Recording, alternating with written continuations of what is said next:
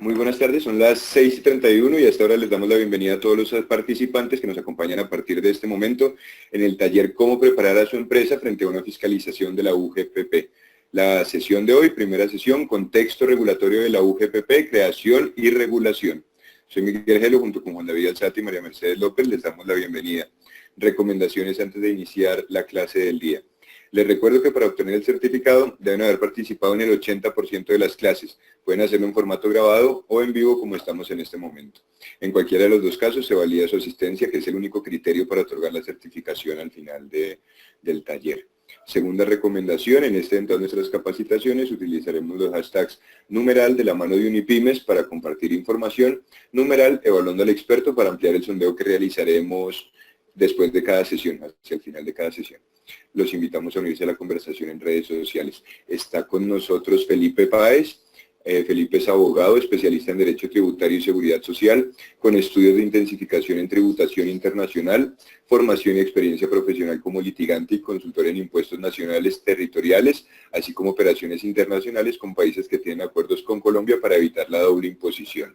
Integró los equipos de PricewaterhouseCoopers y KPMG en Colombia, fundador de la firma boutique Estudio Páez Villalba, abogados SAS, en la cual lidera las prácticas de consultoría y planeación tributaria, así como la estructuración de operaciones con inversión extranjera. De esta manera, y sin mayores preámbulos, le damos la bienvenida a Felipe, quien a partir de este momento puede iniciar la sesión de hoy. Felipe, buenas tardes, bienvenido. Muy buenas tardes a todos, muchas gracias por la introducción, por la presentación. Es para mí un placer compartir con ustedes estos minutos y las próximas sesiones en las que vamos a analizar el tema de la UGPP. Entonces, pues muchísimas gracias. Les estoy compartiendo en este momento la pantalla.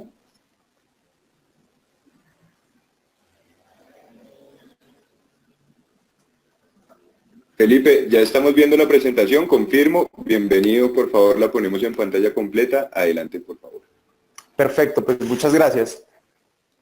Como hablaba Miguel en la introducción, en la sesión de hoy corresponde al contexto regulatorio de la UGPP, la creación y sus principales funciones. Como ustedes habrán podido notar en el temario expuesto a consideración de ustedes, las primeras sesiones vamos a dedicarlas justamente a hacer ese contexto, mirar el antecedente, cómo introdujo la nueva normativa las funciones y facultades de la UGPP y las actividades que hoy por hoy, a partir de esas modificaciones normativas, se vienen implementando en el proceso de fiscalización de esta entidad con los contribuyentes de cara a los aportes a la seguridad social y a los parafiscales. Ese es quizá, digamos, el objetivo de estos primeros módulos, pero especialmente el de hoy. El de hoy justamente pretende contextualizar la razón de la creación de esta entidad, las responsabilidades que se le otorgaron, así como las facultades para cumplir las responsabilidades respectivas. En ese sentido, el temario que nosotros proponemos para la jornada de hoy es la siguiente. Un tema de verificar ese contexto, ese antecedente, verificar el marco regulatorio de la creación de la entidad de la UGPP,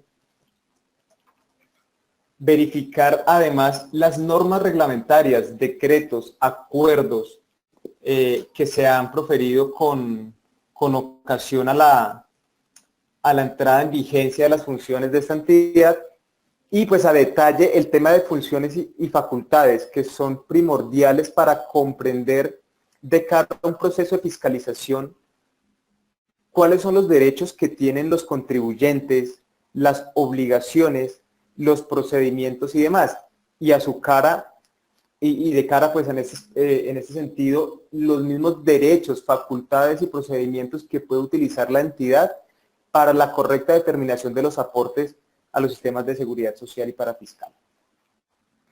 En ese sentido, valga empezar con lo siguiente. El antecedente, o uno de los antecedentes principales, es el recaudo de los aportes y la fiscalización estaba siendo llevado por cada una de las entidades administradoras de los subsistemas que comprenden la seguridad social y el régimen parafiscal. Es decir, que tanto SENA como ICBF, así las cajas de compensación y las entidades de seguridad social, hablo de salud, pensiones y riesgos laborales, tenían hasta antes de la entrada en funcionamiento de la UGPP esa facultad de realizar fiscalizaciones. Aún la tienen, ya la vamos a ver más a detalle que ha cambiado, pero era de una manera individual, es decir, cada una de estas entidades con un equipo propio, un equipo interno, debía realizar las fiscalizaciones a los contribuyentes para determinar que los aportes respecto de respecto de los dineros que cada una de esas entidades recaudaba estuviera bien determinado con base en el ingreso base de cotización de aporte, los porcentajes respectivos que debían aplicarse y demás. Es decir, que fácilmente un contribuyente podía estar sometido a la fiscalización por un mismo concepto, es decir, por el concepto de la correcta determinación del ingreso base de cotización de aportes. Por ese único concepto, un único contribuyente podía estar por un año gravable sometido a fiscalización de diferentes entidades. SENA, ICBF, cajas de compensación, entidades de la seguridad social. Entonces, nótese cómo este antecedente y esta presentación naturalmente reflejaba un problema grande de índole administrativo, no solo para el contribuyente, sino para las propias entidades y pues en definitiva para el propio gobierno, ¿no? Porque no se compadecía con los principios de eficiencia que entidades diferentes tuvieran que destinar diferentes recursos para unos mismos propósitos, que era determinar la base de determinación de aportes. Eso era lo que existía antes. Entonces, de cara a ese antecedente y a ese quizá desorden administrativo, a esa falta de eficiencia y optimización en la determinación de los recursos, fue que empezó a estructurarse la necesidad de crear un organismo con las facultades amplias, con el conocimiento propio, con la robustez en cuanto a recursos humanos y financieros, que adelantara los procesos de fiscalización de manera única. Y fue eso lo que se le atribuyó a la UGPP. Hoy la UGPP, como veremos más adelante a detalle, tiene dentro de sus facultades y a su cargo la fiscalización de los aportes determinados en cada uno de estos subsistemas.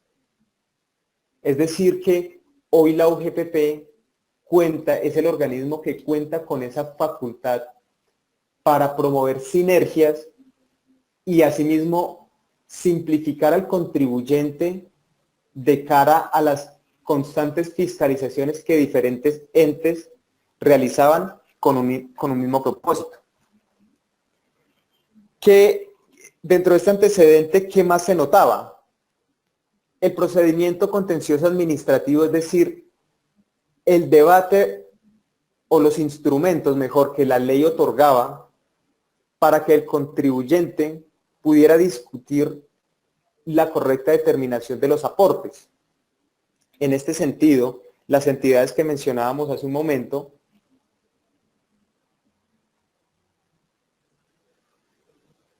tomando las pautas que establecía el Código Contencioso Administrativo, determinaba las sanciones y asimismo otorgaba los procedimientos y los derechos con los cuales los contribuyentes discutían los actos por medio de los cuales se imponían ese tipo de sanciones. Es decir, el procedimiento que se utilizaba era el procedimiento general que cualquier entidad administrativa, cualquier entidad estatal debe verificar para realizar gestiones de imposición de sanciones y resolución de recursos. Con ocasión a la entrada en vigencia de la UGPP, se le asignó a esta entidad un procedimiento propio, un procedimiento especial. En ese sentido, la entidad cuenta con un procedimiento diseñado a la necesidad del objeto de los aportes o del objeto que se va a verificar. Es decir, la entidad cuenta con un procedimiento especial adaptado a unas específicas circunstancias que es la determinación de aportes a través de un proceso de fiscalización. Y ya veremos más adelante que para ello se ha valido el legislador de verificar procesos similares que entidades similares, valga decir la DIAN, utilizan justamente para llevar a cabo el adecuado recaudo de los dineros que por ley le corresponde administrar. Las entidades que realizaban estas fiscalizaciones tenían como usual focalizar el análisis en un aspecto contable de la entidad y una revisión simplificada de nómina. Es decir, que si bien es cierto, a partir de esos instrumentos, hoy por hoy deben realizarse las fiscalizaciones, en ese entonces quedaban por fuera aspectos muy importantes en la determinación de los aportes, porque si se centraba únicamente en un análisis estrictamente contable o de revisión de nómina, quedaban por fuera, como en efecto aún hoy quedan, aspectos cualitativos en la determinación de los aportes. Es decir, muchas veces se limitó esas fiscalizaciones a aspectos de índole cuantitativo, revisar a partir de la contabilidad las determinaciones de los aportes, del ingreso base de cotización y la aplicación de los porcentajes respectivos. Digo el tema cualitativo, que es muy importante para estos propósitos que estamos viendo de la UGPP, por cuanto ya lo veremos a profundidad de manera minuciosa y a partir de ejemplos, cómo es que debe aplicarse correctamente estas normas que llevan a determinar los aportes a la seguridad social. Para eso deben existir unos conceptos totalmente claros de lo que la ley permite en cuanto a las relaciones laborales, por ejemplo. Entonces, en este caso, cuando digo aspectos cualitativos, quizás se echaba de menos que se revisaran las realidades contractuales cuando, por ejemplo, una empresa reconocía a sus empleados el pago de compensaciones que no eran base, que no conformaban salario en los términos del artículo 128 del Código Sustantivo del Trabajo. Entonces, este tipo de conceptos que van más allá de lo cuantitativo, es decir, de verificar cuánto mes a mes una empresa, por ejemplo, le paga a uno de sus empleados. Entonces, tiene que justamente acompasarse la fiscalización para, además de ese tema cuantitativo, que pues si bien es la raíz, tiene que estar acompañado con el aspecto cualitativo, y es decir, de esos ingresos mensuales, de esos pagos mensuales que la empresa le está realizando al trabajador, ¿cuáles de ellos deberían integrar la base para la liquidación de los aportes? ¿Cuáles de ellos por ley estarían excluidos? Y si esa exclusión cumpliría con los requisitos justamente que el legislador ha planteado para que puedan tomarse esas aminoraciones a la base de liquidación de los aportes. A eso nos referimos con aspectos cualitativos. ¿Qué más observábamos como antecedente a la creación de esta UGPP, que eran, digamos, los problemas más reiterados? Una poca tendencia a compulsar copias a otras entidades para continuar la investigación frente a los demás aportes. Como veíamos hace unos momentos, decíamos que la fiscalización estaba individualizada por cada una de las entidades que administran cada uno de estos aportes, SENA, ICBF, cajas de compensación y entidades de seguridad social. Entonces, por ejemplo, era de común ocurrencia que si el ICBF adelantaba una investigación y producto de esa investigación o fiscalización había lugar a modificaciones en el ingreso base de liquidación de aportes, esa entidad que estaba realizando la fiscalización y que de hecho encontró inconsistencias, quizá en muchas oportunidades no avisaba de esas inconsistencias a las demás entidades, es decir, no daba cuenta de ello al SENA o a las cajas de compensación o a las entidades de seguridad social, para que estas entidades, ya a partir de esa fiscalización que habría realizado el ICBF, pues pudiera adelantar y solicitar ante el contribuyente los aportes que le eran propios. Es decir, aquí se notaba esa falta de sinergia entre las entidades, esa falta de eficiencia en la administración de un mismo tema. Entonces, era algo reiterado. Estas fiscalizaciones poco eficientes, pues naturalmente, quienes estuvieron presentes y quienes hemos estado familiarizados con estos aspectos, sabemos que generan un desgaste administrativo importante a nivel corporativo. Y no solo eso, pues digamos, lo digo también para efectos de fiscalizaciones a personas naturales. Ya lo vamos a ver particularmente de cara a los contratistas independientes. Pues esas fiscalizaciones, naturalmente, con esa poca eficiencia en ese contexto que estamos viendo, pues generaba un desgaste muy importante para los contribuyentes y a su vez para la propia administración, ¿no? Porque no era razonable que muchos recursos de la administración se destinaran a un único propósito y que aún así la fiscalización no se hiciera completa, se hiciera por partes. Es decir, se hacía una fiscalización por SENA o por ICBF y quizás hasta ahí llegaba. Hoy por hoy, con las facultades que se otorgan a la UGPP justamente para evitar estos temas, ya esta entidad realiza una fiscalización integral y las modificaciones o las inconsistencias que presentan y que obligarían al contribuyente a modificar, pues lo harían de cara a todos los subsistemas. Es decir, si se modificó el ingreso base de liquidación de aportes para el tema del SENA, naturalmente se afecta de manera inmediata ICBF y quizá cajas de compensación. Veíamos también, dentro de los problemas que existían al momento de la creación o antes de la creación de la UGPP, que la gestión de fiscalización de la seguridad social era poco significativa.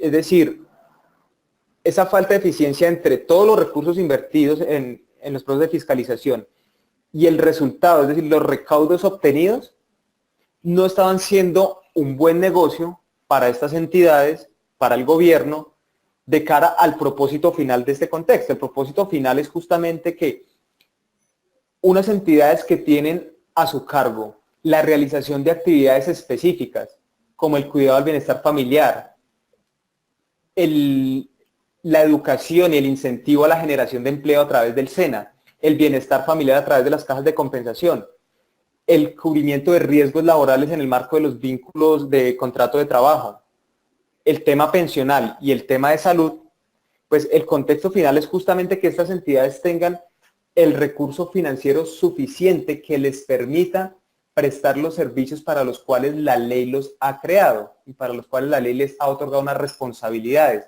Ese es el contexto final, o ese es el contexto propio del tema de los aportes a seguridad social y parafiscal, y para garantizar naturalmente la adecuada obtención de esos recursos, estas entidades pues deben contar con procedimientos propios que les permitan lograr ese objetivo, obtener el recaudo en los niveles de meta, de eficiencia, en los niveles que la ley ha determinado a partir de la correcta determinación de los contribuyentes. Anterior a esta entidad, pues como podrán observar con esto que les venimos comentando, difícilmente con esas fiscalizaciones individualizadas, poco engranadas, había un recaudo significativo frente a la cantidad de recursos destinados para ello. Visto esto, pues naturalmente el gobierno nacional advirtió que el sistema de seguridad social y parafiscal adolecía de fallas importantes y que habían unas importantes oportunidades para mejorar su administración y que eso reflejara naturalmente que los servicios que cada una de ellas tienen a su cargo tuvieran mejor impacto en el colectivo, ¿no? Temas de salud, pensión y empleo, pues qué más importante que estos conceptos que tenemos acá, ¿no? Entonces, a partir de esa realidad fue que se vio esa necesidad, esa oportunidad de mejora para crear una entidad que pudiera ayudar a estos fines, es decir, una buena gestión, una buena administración, un buen recaudo para que esas entidades pudieran mejorar la gestión de los recursos. Se vio entonces, como mencionábamos ahorita, que tomando como espejo el procedimiento, el funcionamiento, todo la gestión que realizaba la Dirección de Impuestos y Aduanas Nacionales, se ideó esta entidad justamente como un organismo que tuviera quizá unas facultades similares a las de la autoridad tributaria para un tema de recaudar, fiscalizar, determinar y sancionar a quienes por incumplimiento de la normativa no estuvieran realizando los aportes en debida forma. En ese sentido, la DIAN funge acá como un espejo muy importante para la creación, la determinación de esta entidad de la UGPP, para otorgarle facultades de fiscalización, procedimiento y tema sancionatorio. Ya veremos que, pues justamente ante esa necesidad, constantemente el legislador se ha visto y ha hecho cada vez un acercamiento más estrecho de cara a las facultades que tiene la DIAN frente a la UGPP. Cada vez son más estrechas esas facultades, procedimientos y determinaciones que esas dos entidades cuentan.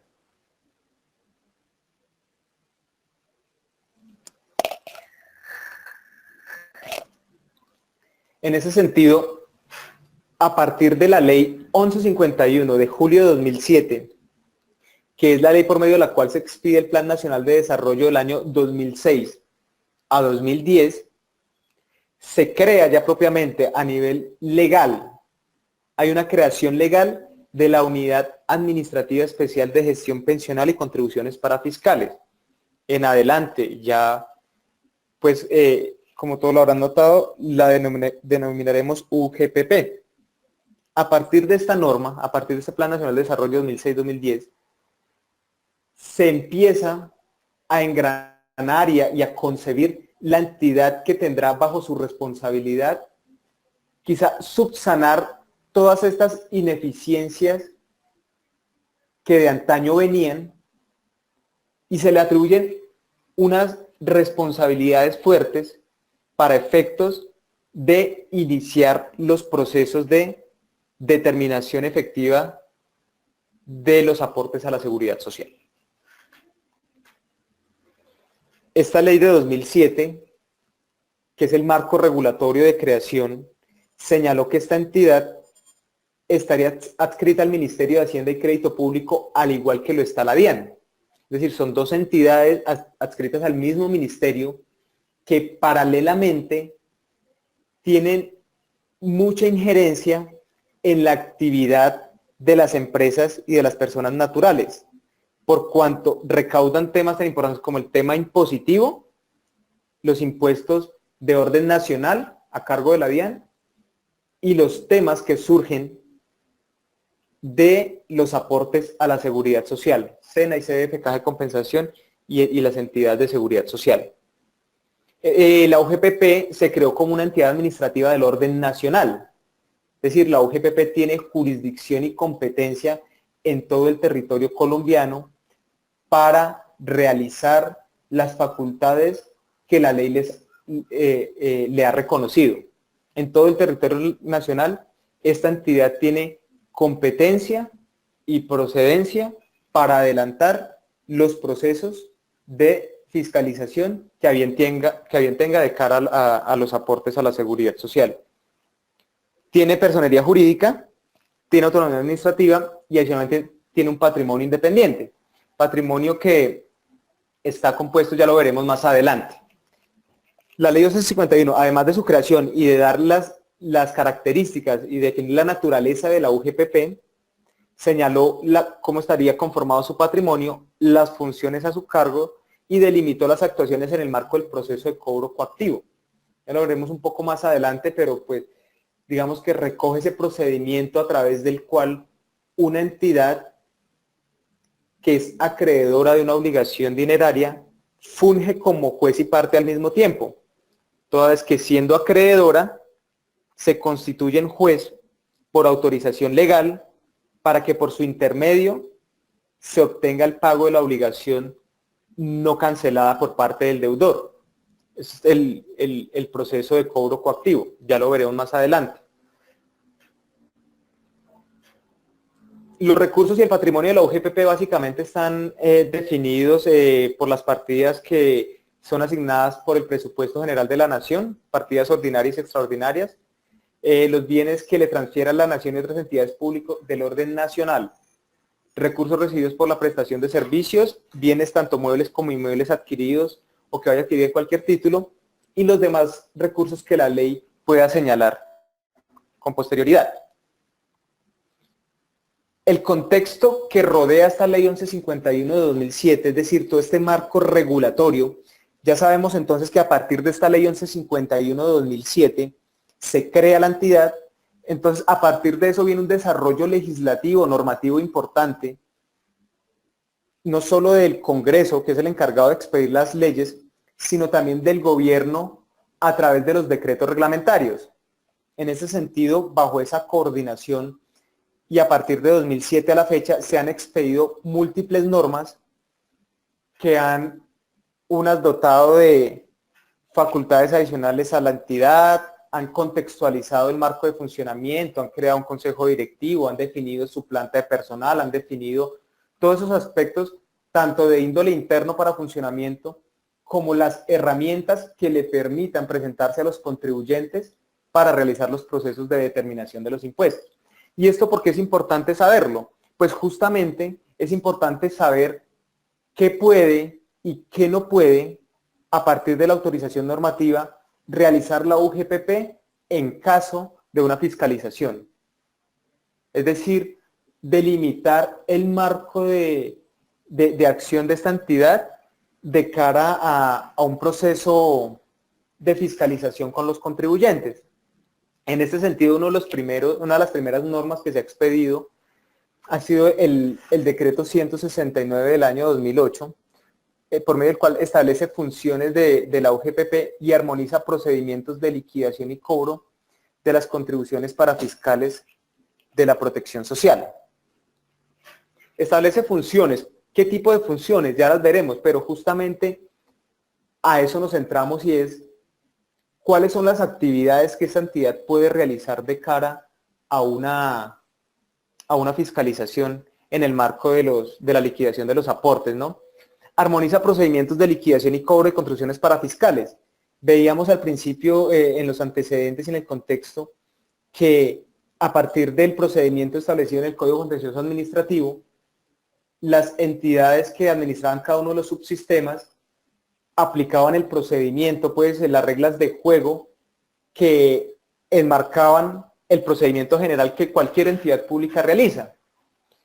Pues naturalmente, por la particularidad de esta entidad, por la sensibilidad de los temas que maneja, es decir, los aportes a la seguridad social y a la parafiscalidad, por esa importancia y sensibilidad es que se vio la necesidad de adoptar un procedimiento diferente al procedimiento general que aplican la mayoría de entidades del Estado, para justamente adoptarlo a un procedimiento que cumpliera el objetivo que tienen estos aportes. Es decir, que cumplieran de manera eficiente el recaudo, pero que a su vez en esa eficiencia se reconocieran los derechos del contribuyente para, si a bien lo tiene, discutir las posibles inconsistencias que pueda verificar en el marco de la actuación desplegada por la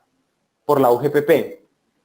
Porque pues en efecto la experiencia nos ha demostrado, si bien la UGPP ha hecho una importante labor y viene haciéndola y cada vez con mayor precisión, de un tema de capacitación, de un tema de determinación, de unificación de criterios y demás, pues no escapa que en algunas fiscalizaciones los funcionarios encargados de las mismas puedan incurrir en imprecisiones que naturalmente reflejadas en la liquidación de unos aportes pueden verse traducidas finalmente en montos de dinero importante.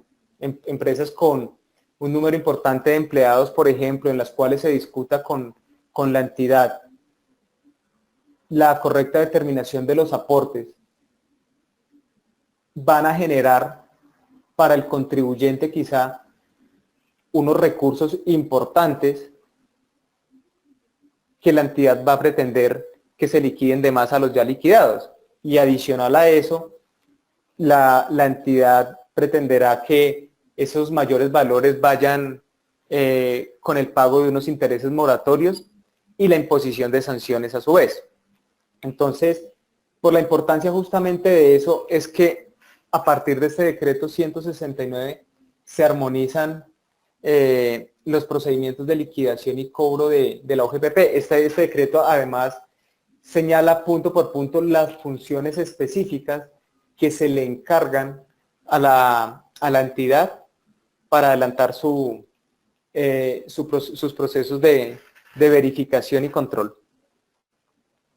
Está por su parte el decreto 521 de 2009, modificado posteriormente, mediante el cual se establece la estructura y organización de la unidad y las funciones. Más adelante veremos, pues, de manera muy rápida el organigrama de la entidad, cómo está organizada, con qué dependencias cuenta, y a partir de ahí su gestión interna de cara a los procesos que tiene con los contribuyentes.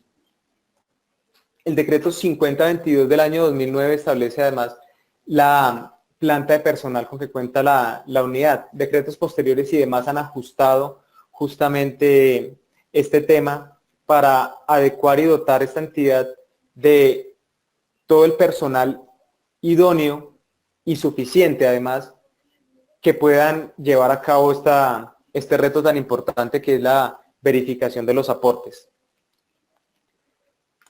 Ahora, el decreto 4168 del año 2011 crea y determina funciones a cargo del consejo directivo. Crea este consejo en el cual está integrado por el ministro de Hacienda, el director de la DIAN, entre otros funcionarios, y le determina unas funciones específicas de fijar las directrices que van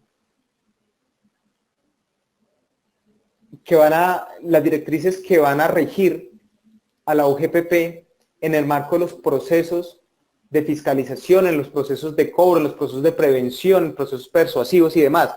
Entonces crea justamente este consejo para que por su intermedio se fijen los lineamientos que la UGPP se va a trazar en el corto y mediano plazo, y a largo plazo también, naturalmente.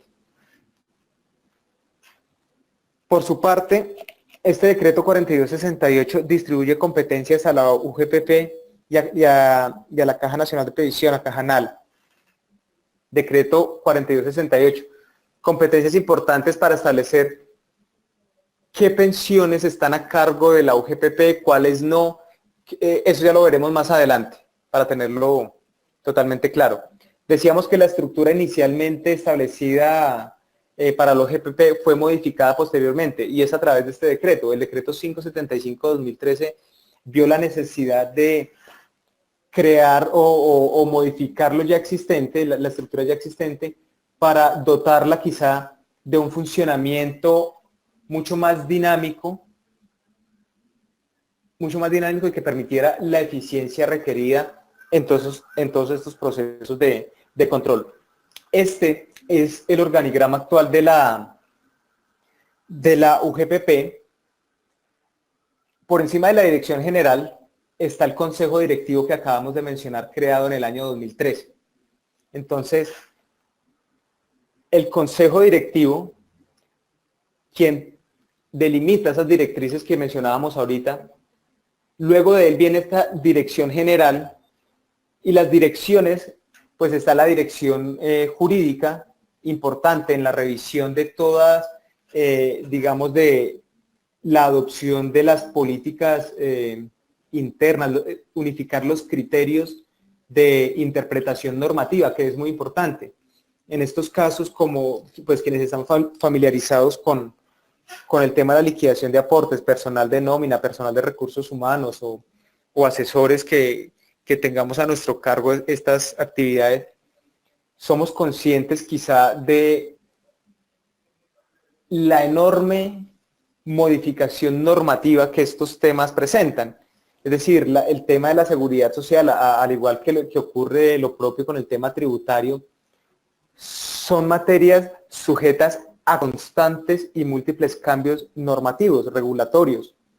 Entonces encontramos modificaciones constantes, por ejemplo, en el tema de cómo se liquidan los aportes de cara a los, por ejemplo, contratistas independientes, cuál va a ser el ingreso base de cotización, si se le otorga competencia a los pagadores para hacer los aportes para hacer la retención de los aportes, más o menos parecido a lo que se vive en el tema tributario con la retención en la fuente. Entonces son múltiples cambios, se modifican quizá los términos de respuesta del contribuyente a los requerimientos, modificar el tiempo con que cuenta la entidad para proferir sus determinados actos y demás. Entonces, ante ese dinamismo normativo, esa modificación constante, la derogación, la creación o la inexequibilidad de alguna norma y demás, pues digamos que la dirección jurídica funge como una entidad muy importante, pues porque pues ella va a ser la encargada de unificar los criterios, actualizar normativamente a quienes ejercen las labores de fiscalización y demás, ¿no? Entonces, pues esta dirección naturalmente presenta una importancia notoria en el ámbito que estamos verificando. Existe una dirección de estrategia y evaluación, una dirección de seguimiento y mejoramiento de procesos, esto hablando de los procesos estratégicos. Luego, hablando de los procesos misionales, viene una dirección de pensiones y una dirección de parafiscales, con las subdirecciones que ustedes pueden notar allí. Y hablando de procesos de apoyo, encontramos 3 direcciones, una de gestión de tecnología de la información, otra dirección de soporte y desarrollo organizacional, y una última dirección de servicios integrados de atención al ciudadano. Entonces, fíjense que hay unos procesos estratégicos, misionales y de apoyo. Los profesionales y las personas que involucran estas dependencias, pues naturalmente deben ser unas personas con una idoneidad técnica para conocer, adelantar cada uno de los procedimientos que a su cargo tienen adelantar. Y esto es importante porque quizá lo vimos al principio en las primeras fiscalizaciones que se realizaron de cara a la creación de la UGPP, que pues digamos que ante la nueva forma de fiscalización y demás, había quizá todavía muchos vacíos en la concepción de conceptos relativos a la efectiva determinación de la seguridad social. Entonces quedaban ahí unas inconsistencias o quizá unos temas de no acuerdo entre el contribuyente y el fiscalizador, por cuanto se encontraban que habían temas de no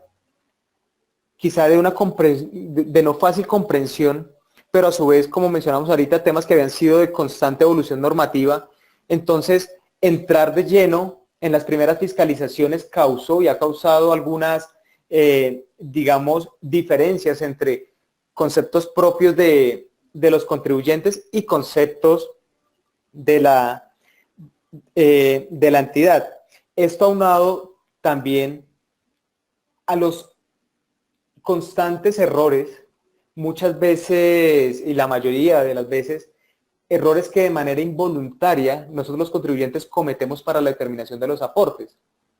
Esos errores, digamos, involuntarios que se presentan, surgen por muchísimas razones, porque no estamos actualizados normativamente, porque damos una interpretación diferente a la norma que queremos aplicar, por desconocimiento quizá de la norma, y en algunos casos también se ha visto infortunadamente que esa determinación de aportes partía, digamos, de una conducta premeditada del contribuyente con miras a reducir su carga parafiscal, ¿no? Con miras a reducir justamente el impacto financiero que la liquidación y el pago de estos aportes representa pues a cada empresa entendida como la actividad económica de cada o persona jurídica o persona natural.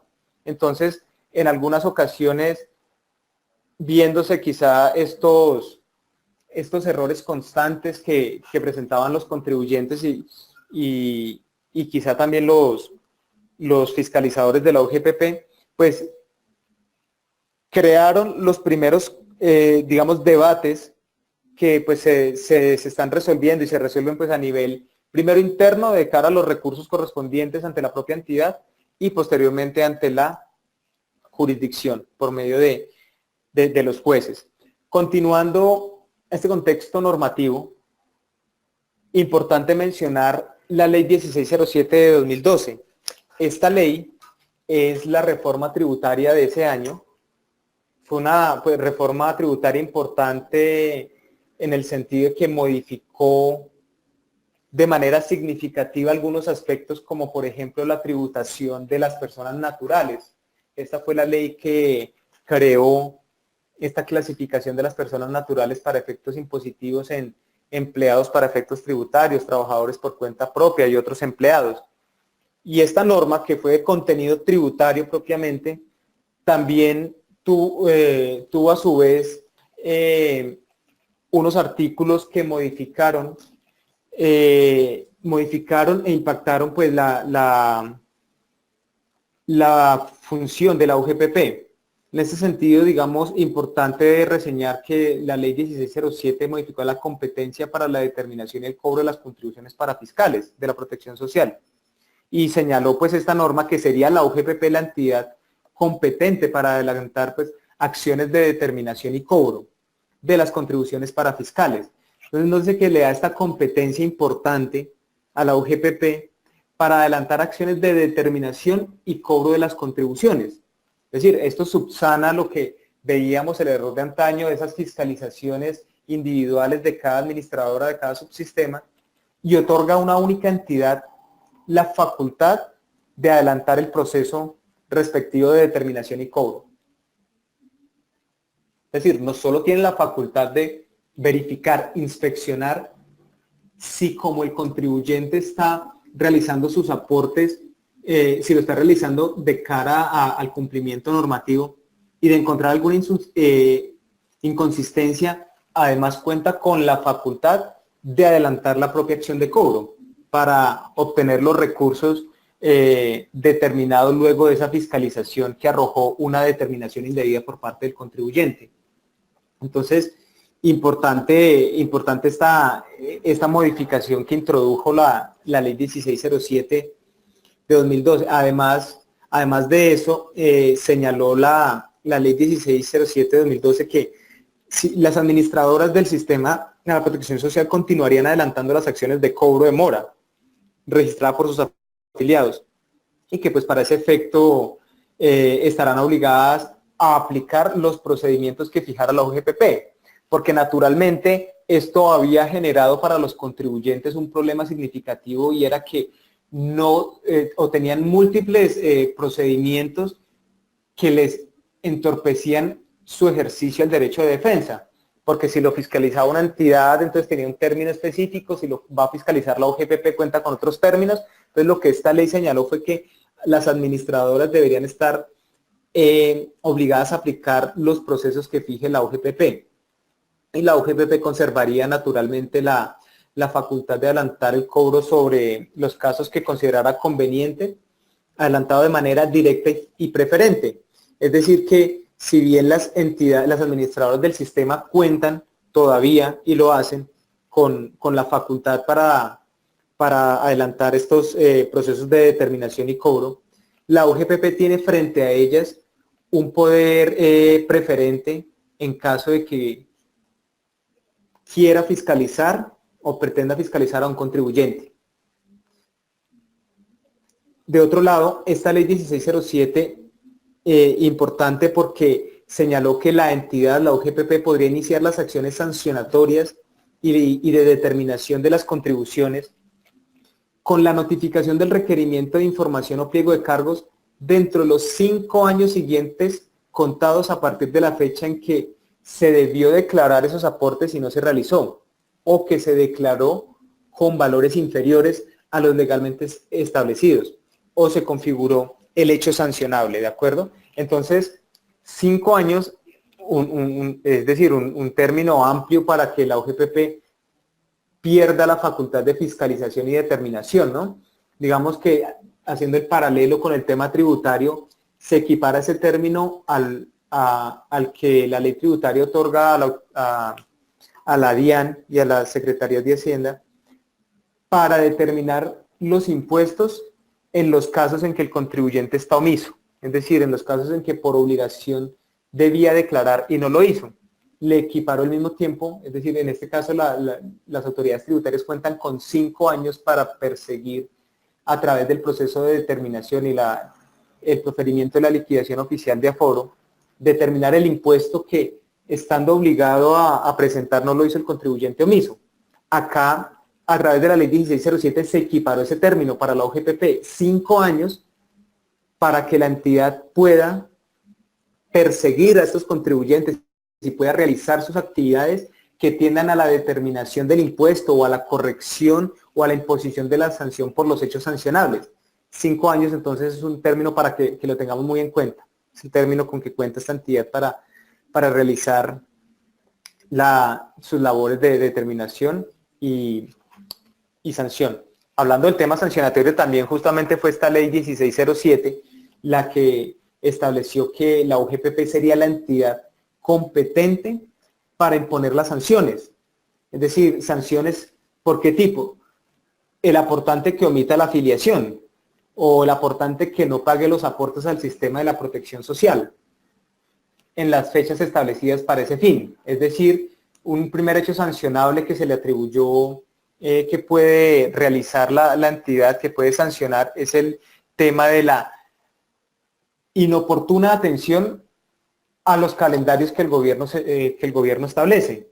Es decir, presentar de manera tardía, extemporánea, el cumplimiento de esta obligación. Entonces, ese hecho naturalmente se le atribuyó como sancionable y se le dio la facultad a la UGPP para que por su intermedio se realizara y se impusiera la respectiva sanción. Más adelante verificaremos a través de unos casos y de unos talleres cómo se determinan las sanciones, qué sanciones aplican en cada hecho sancionable. Digamos, para este primero que vimos, el tema de la sanción por extemporaneidad. Un segundo hecho sancionable que la ley 1607 señaló y le otorgó facultad a la entidad, a la UGPP, para que fiscalizar y sancionar es la corrección, ¿no? por inexactitudes en las autoliquidaciones de los contribuyentes.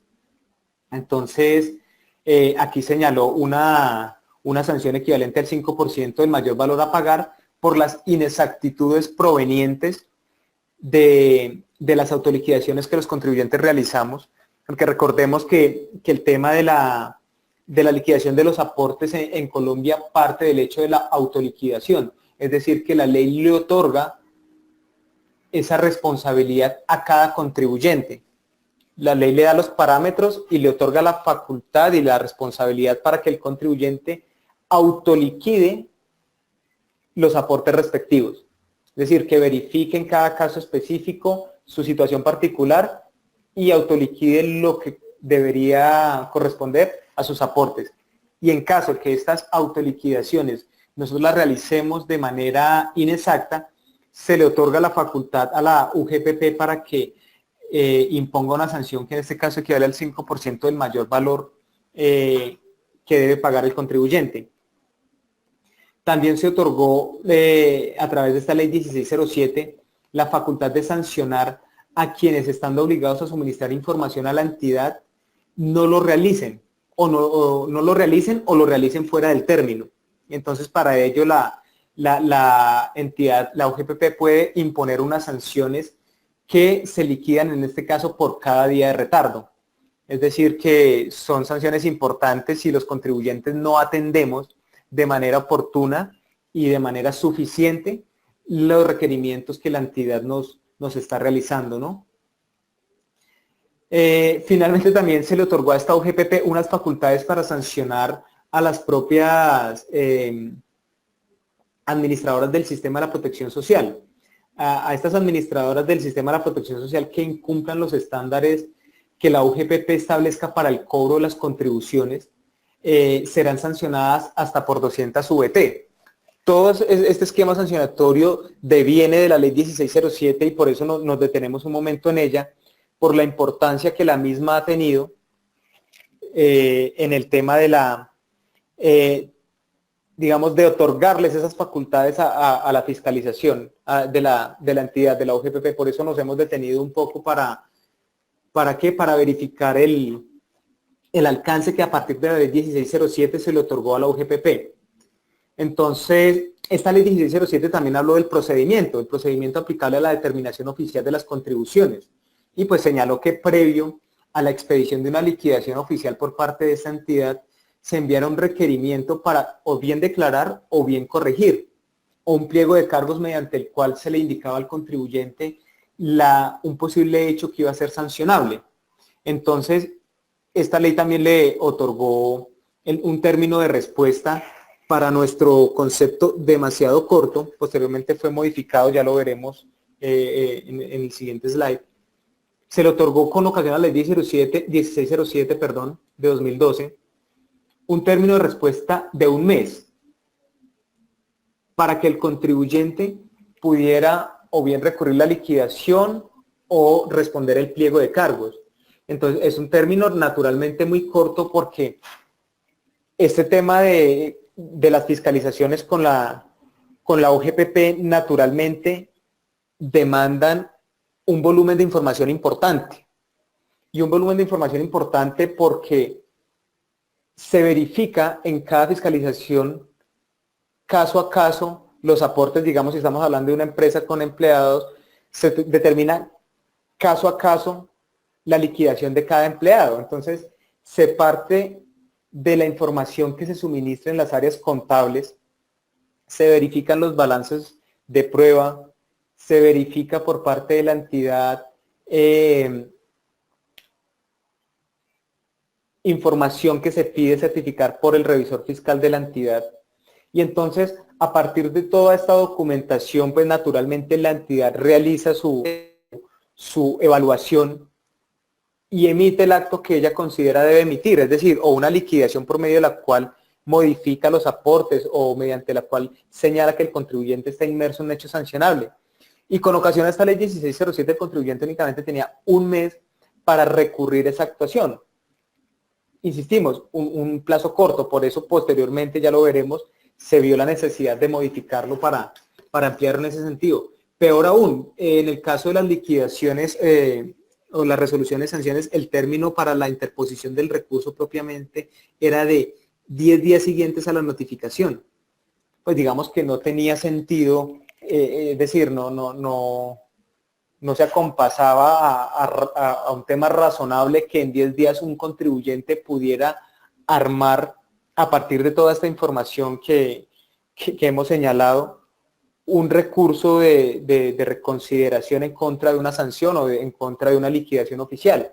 10 días era un término totalmente limitado que mermaba el margen de acción del contribuyente. Es decir, la entidad sí tenía un buen tiempo para adelantar las facultades de fiscalización, pero el contribuyente se le reducían a 10 días el término para ejercer su derecho de defensa. Esto fue modificado, ya lo veremos en qué término. Justamente fue la ley 1739. ¿Qué ley es esta? Esta ley, ustedes la recordarán, es la última reforma tributaria que hemos conocido. Entonces, vale para este caso la misma mención que hicimos frente a la ley 1607. Si bien esta ley 1739 es una reforma tributaria y una reforma que como bien lo hemos visto, quienes estamos familiarizados con el tema impositivo, a diferencia de la 1607 no tuvo mayores modificaciones. Fue quizá más una reforma de tipo recaudatorio, quizá la mayoría de personas coinciden en eso. En la experiencia de su aplicación es una ley con contenido más recaudatorio que de modificación de procedimientos. Y esta ley de reforma tributaria a su vez hizo lo propio que, como la ley 1607, la que acabamos de comentar, de introducir unas modificaciones en el tema de la UGPP. Y una de las principales, quizá, y contextualizando y en línea con lo que hablábamos frente a la ley 1607, fue el tema de entender que el contribuyente necesitaba un término mayor para ejercer en debida forma su derecho de defensa de cara a la entidad, de cara a la UGPP. Y es por eso que la ley 1739 tuvo a bien señalar que el procedimiento aplicable para la determinación de las contribuciones para fiscales de la protección social, naturalmente, y la imposición de las sanciones por parte de la UGPP, sería que previo a la expedición de la liquidación se enviara un requerimiento para declarar o corregir un pliego de cargos, el cual tendría 3 meses para ser respondido por parte del contribuyente. Es decir, que amplió de 1 a 3 meses el término con que el contribuyente cuenta para realizar la respuesta al requerimiento que emita la entidad. En este caso me detengo un momento para que tengamos claro y no nos confundamos frente al tema del requerimiento para declarar o corregir con un requerimiento ordinario de información, que son los que comúnmente y con mayor regularidad nos llega a nuestras empresas o a nuestra casa, incluso el tema de los requerimientos de información.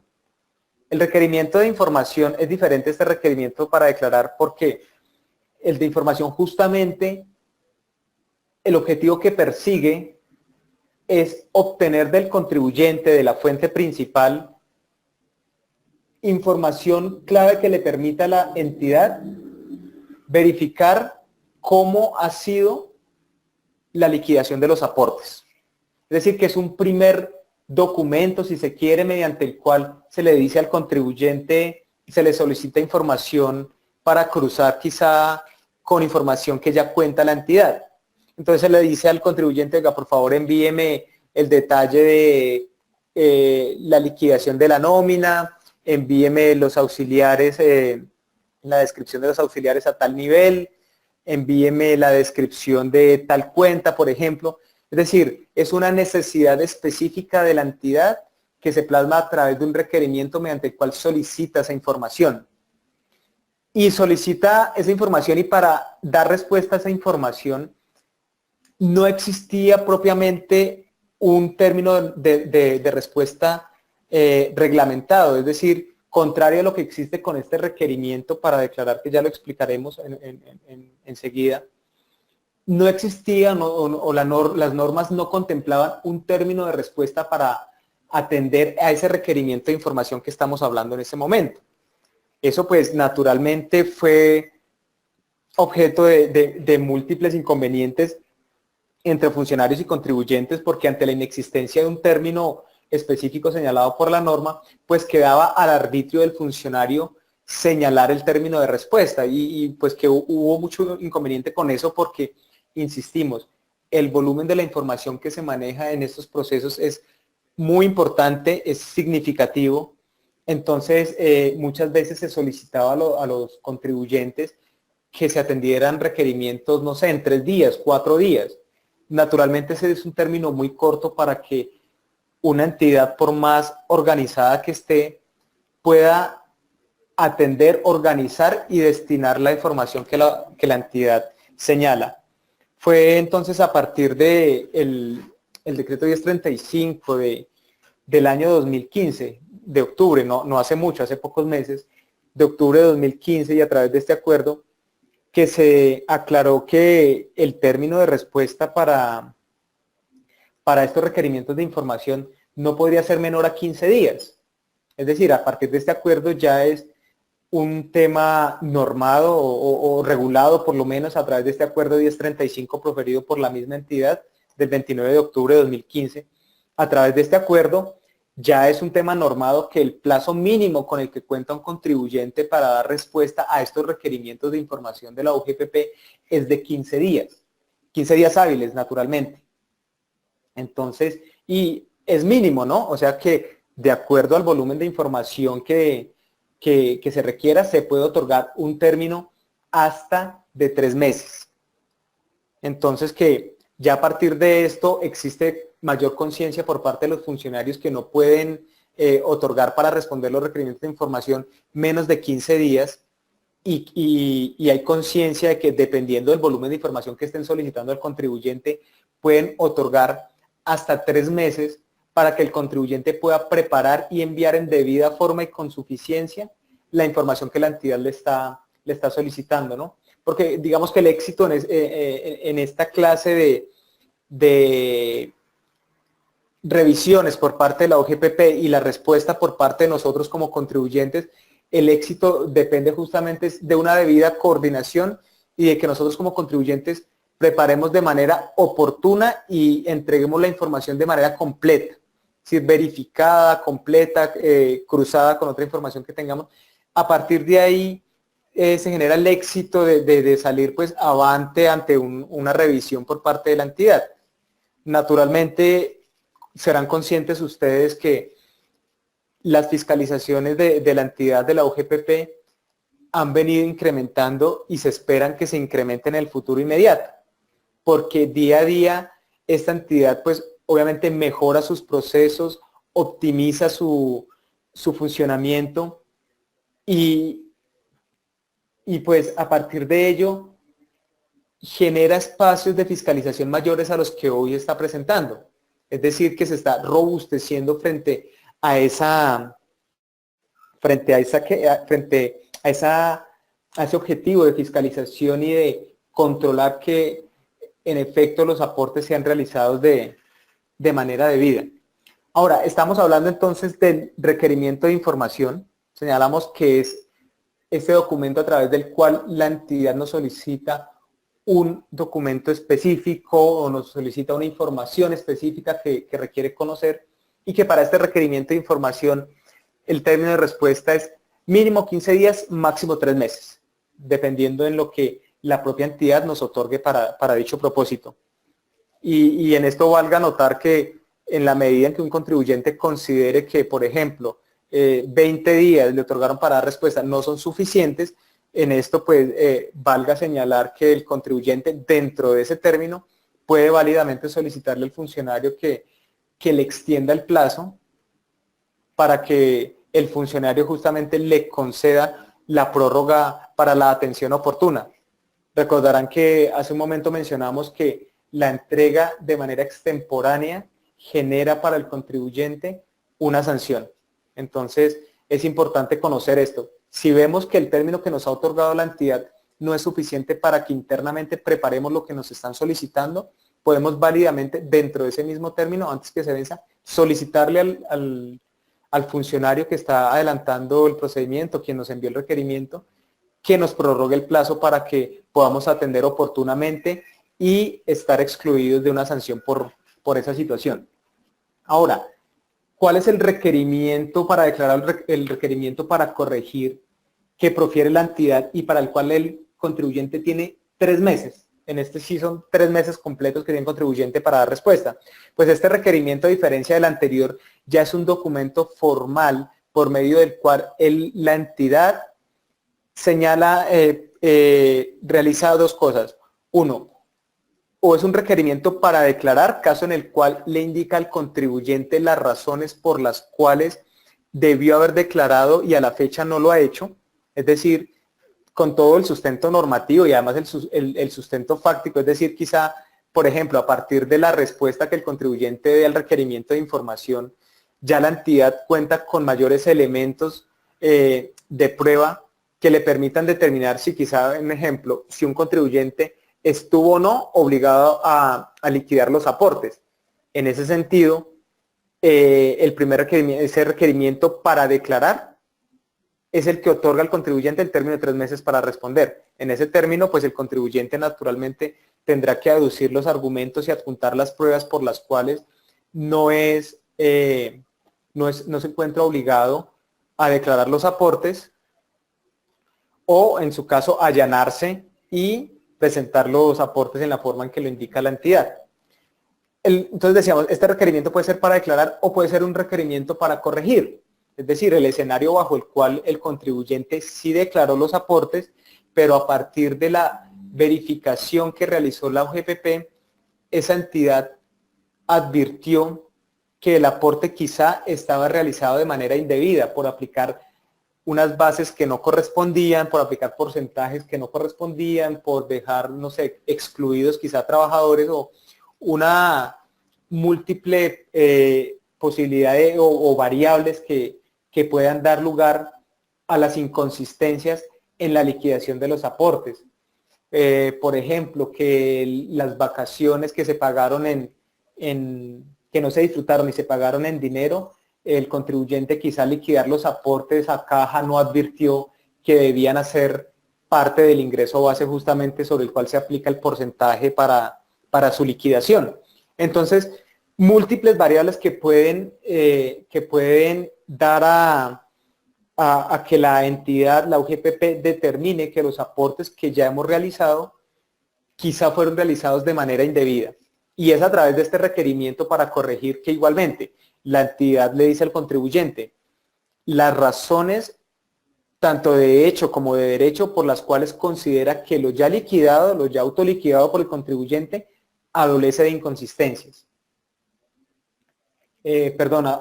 Adolece de precisión y por tanto tiene inconsistencias.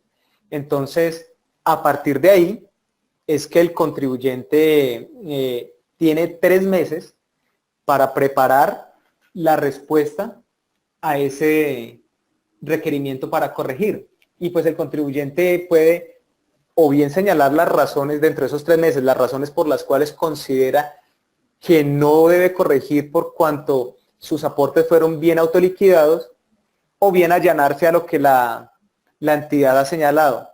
El allanamiento también puede ser parcial, es decir, que el contribuyente dentro de esos 3 meses reconoce que en efecto dentro de lo que la entidad le ha señalado sí hay unos aspectos que debe corregir, pero quizá otros que la propia entidad le mencionó, el contribuyente considera que no procede la corrección, es decir, el contribuyente en esos 3 meses puede o responder oponiéndose a la totalidad de lo que solicita la entidad, o allanarse parcialmente o allanarse totalmente, pues de acuerdo a su situación particular, ¿no? Entonces, fíjense que a través de esta ley estamos viendo que la ley 1739, la última reforma tributaria, amplió el término que tiene cada contribuyente para dar respuesta a estos importantes temas, ¿no? Subió de 1 a 3 meses el término para dar respuesta al requerimiento para declarar o al requerimiento para corregir. Y también al pliego de cargos. Recordemos que el pliego de cargos es este documento inicial a partir del cual la UGPP le informa a un contribuyente que incurrió en un hecho sancionable. En el pliego de cargos describe cuál es el hecho sancionable y cuál es la sanción que procede respecto del hecho sancionable que le está atribuyendo. Después de recibir ese pliego de cargos, el contribuyente tiene 3 meses para verificar si en efecto las razones que aduce la entidad tienen el sustento adecuado que determinan que en efecto el contribuyente ha estado inmerso en un hecho sancionable, o si por el contrario, dentro de esos 3 meses el contribuyente considera que la entidad no tiene razón en sus argumentos de hecho o de derecho, pues prepara la respuesta justamente oponiéndose a esa pretensión de la entidad. Entonces, importante, pasa de 1 a 3 meses en lo que acabamos de ver. Veíamos que con la ley 1607 de 2012 se le otorgaba al contribuyente 10 días para proferir ya el recurso en contra de las liquidaciones oficiales o de la sanción propiamente dicha. En este caso, la ley 1739 lo que hizo fue ampliar el término para que el contribuyente interpusiera el recurso de reconsideración en este caso, y señaló que sería de 2 meses siguientes a la notificación o bien de la liquidación oficial o bien de la resolución sanción.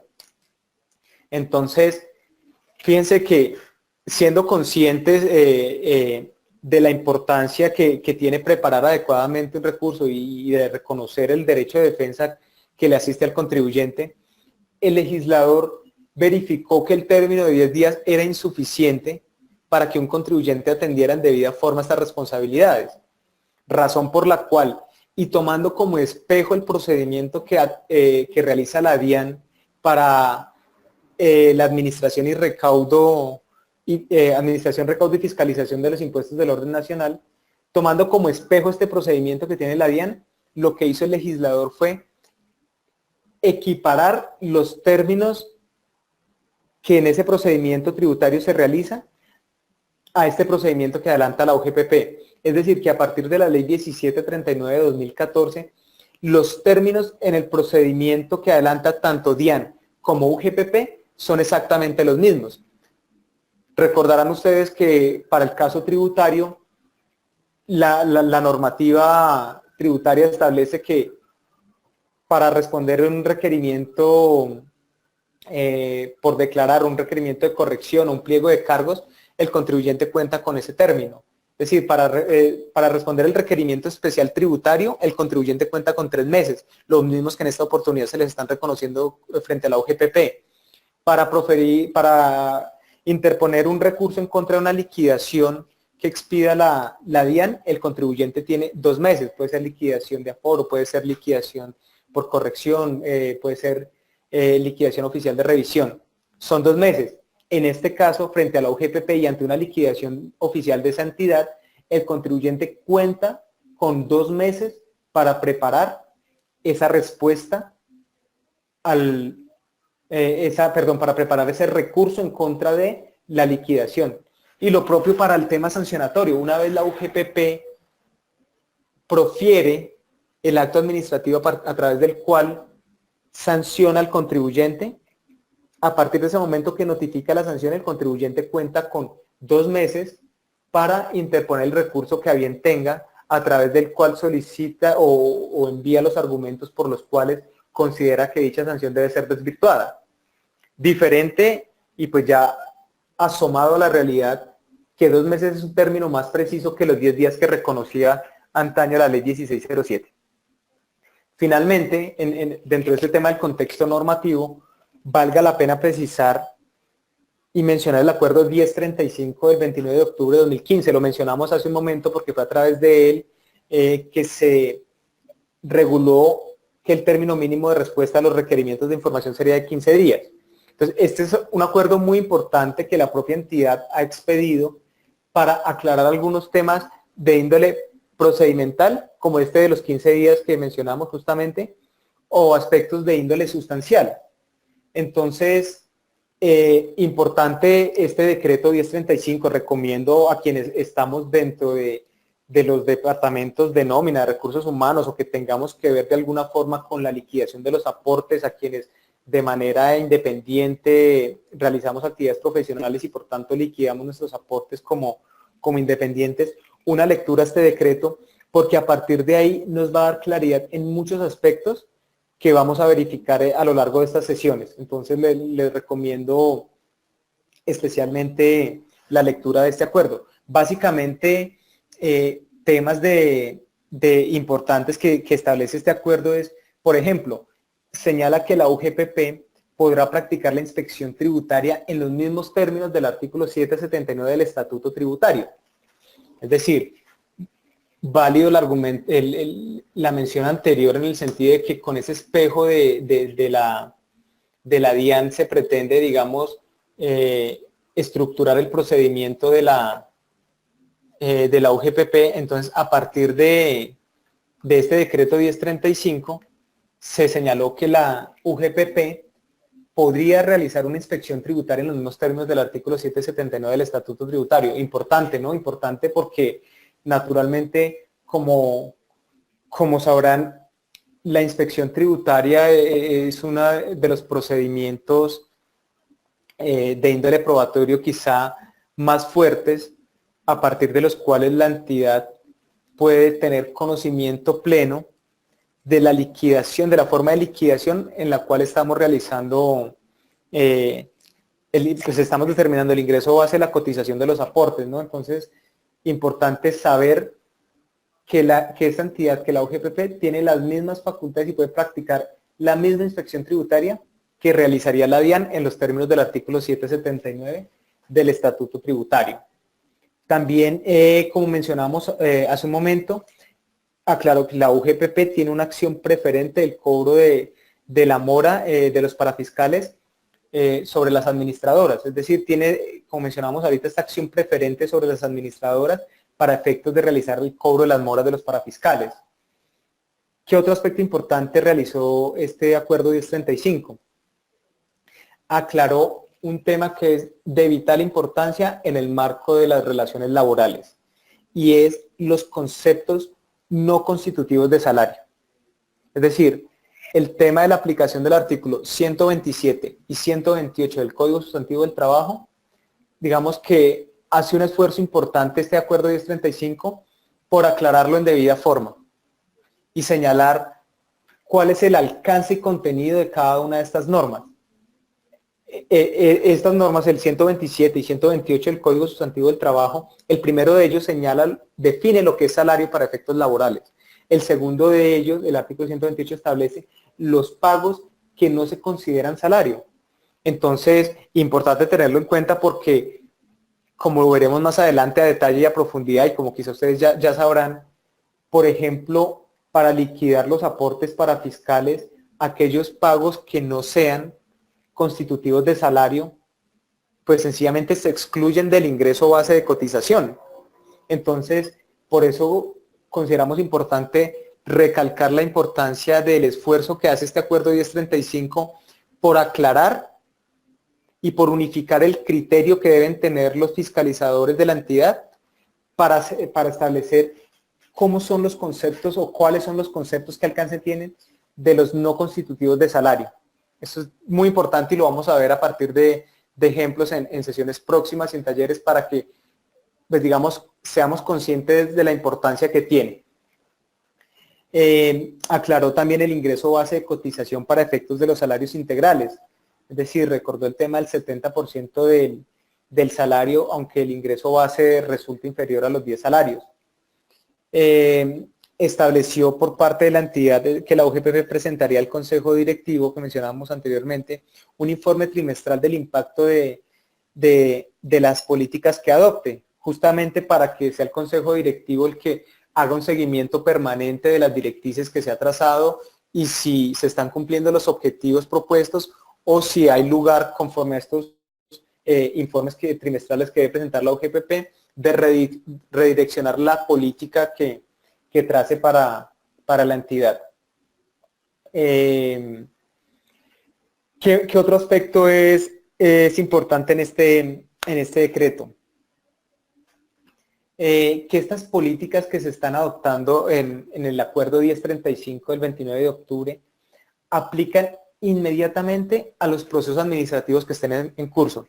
Y esto es otro aspecto clave de este acuerdo.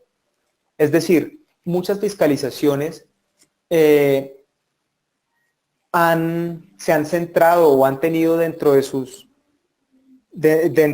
puntos de debate con el contribuyente temas que el acuerdo aclara.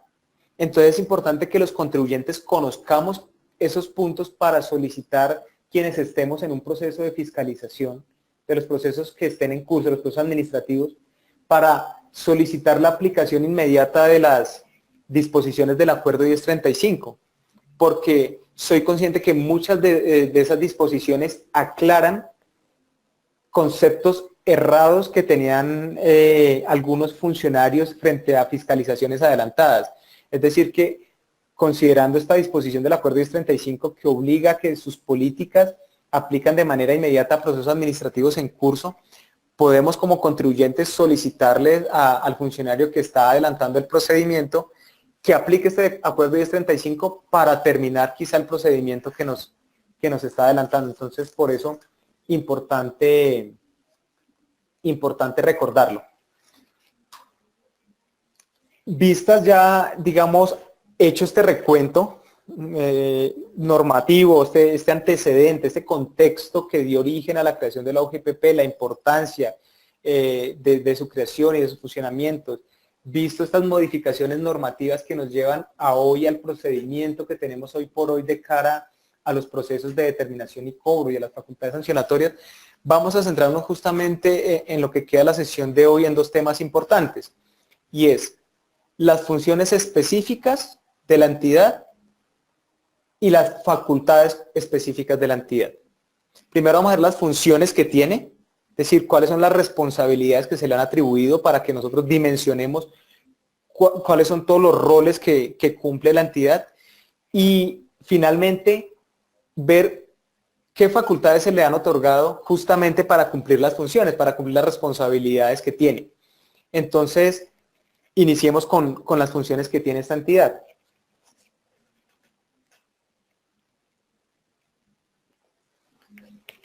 Las funciones, la principal, la primera que destaca esta entidad es el reconocimiento de los derechos pensionales y prestaciones económicas a cargo de las administradoras exclusivas de servidores públicos del régimen de prima media con prestación definida del orden nacional, causados hasta su cesación como actividades como administradoras. Es decir, a esta entidad se le han atribuido nada más y nada menos que el reconocimiento de derechos pensionales y prestacionales.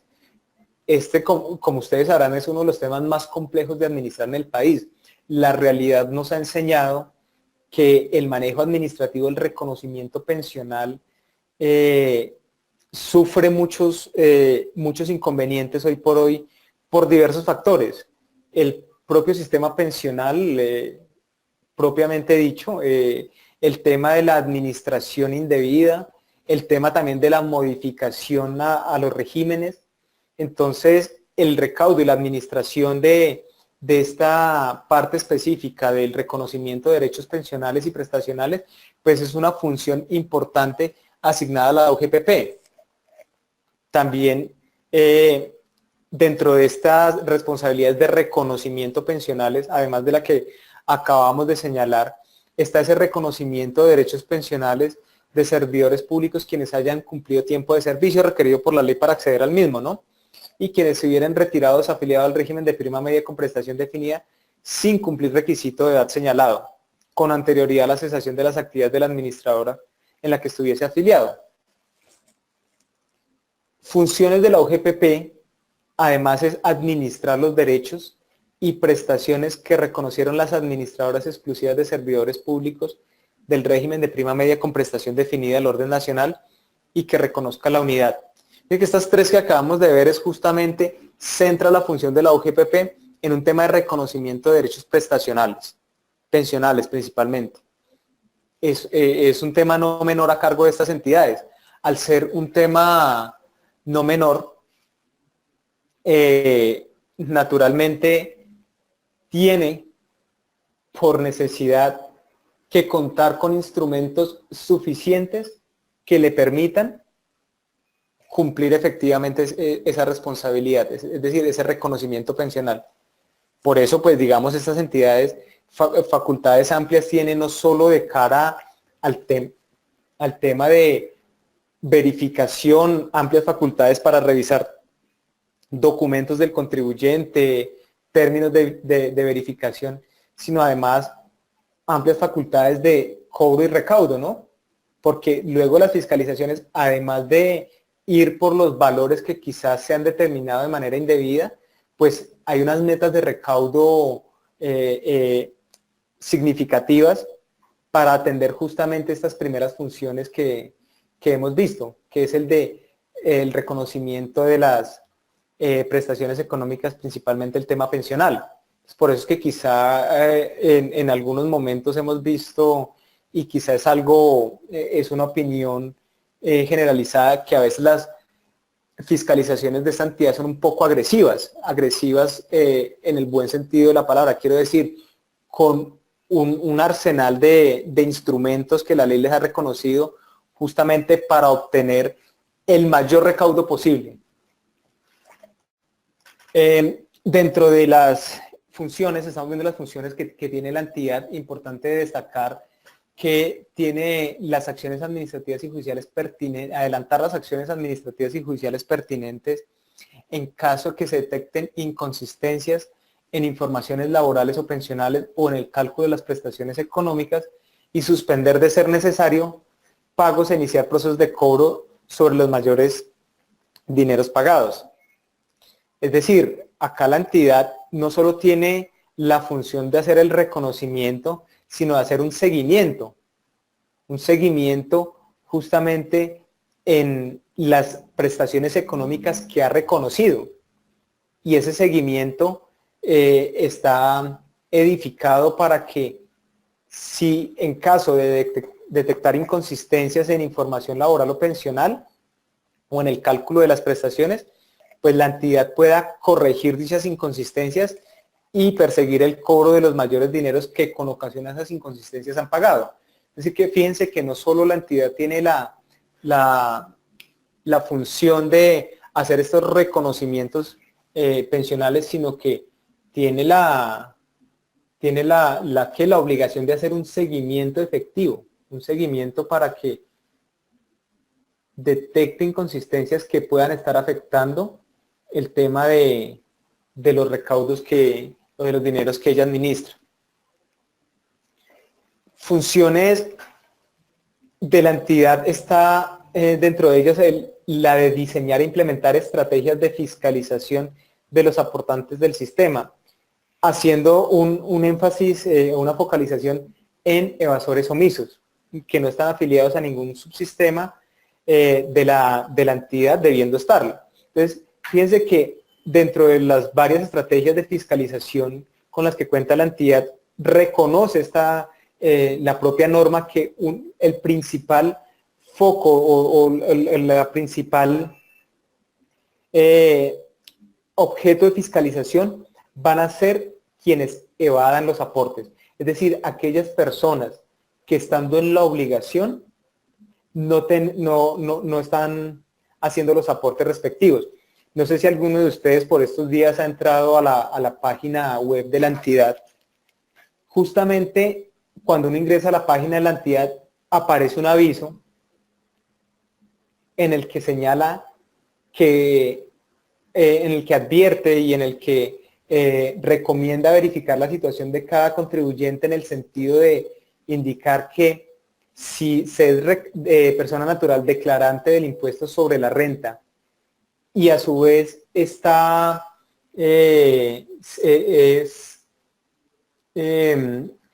beneficiario del régimen del régimen subsidiario del sistema de seguridad social, pues quizás está un hecho sancionable, ¿no?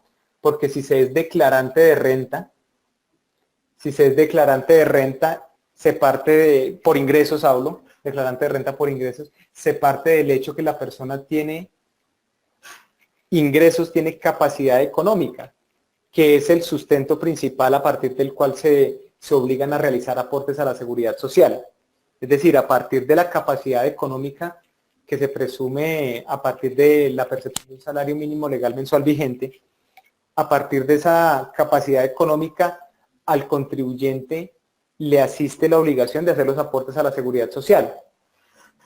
En ese sentido, pues digamos que por eso la entidad advierte e invita a las personas a revisar que si usted es contribuyente declarante de renta y está afiliado al régimen de seguridad social bajo el régimen subsidiado, está quizá en un hecho sancionable y pues lo invita a corregir esa situación para evitar justamente que las sanciones y que los intereses moratorios por lo que se ha dejado de pagar pues sean mayores.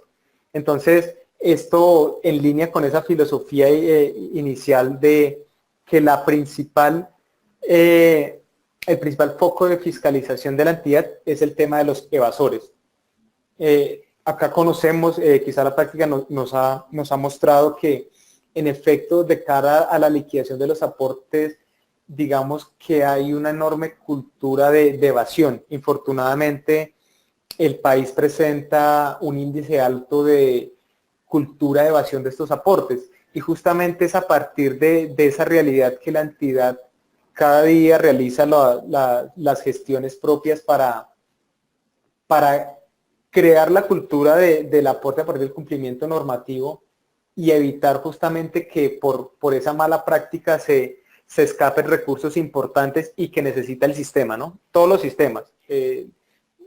Reitero lo que inicialmente señalaba. Lo que manejan estas entidades son temas muy delicados e importantes para el país, ¿no?